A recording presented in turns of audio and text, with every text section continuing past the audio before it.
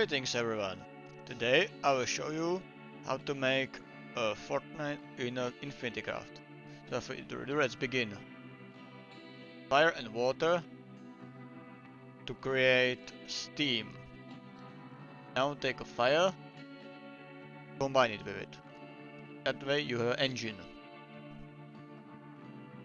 Now combine engine and engine to create a rocket. Now combine rocket and rocket to get a satellite.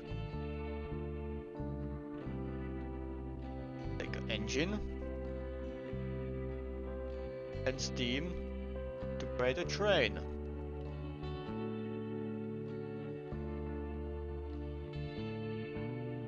Now combine with another rocket to get a bullet train.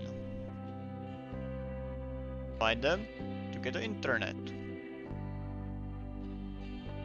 Now take a steam and steam create a cloud. Earth, wind, make a dust. Combine with the water and you get a mud. Now take a fire and you have a brick. Combine a brick with a cloud and with a castle. Now combine with internet and with Fortnite. And that's it, simple as that.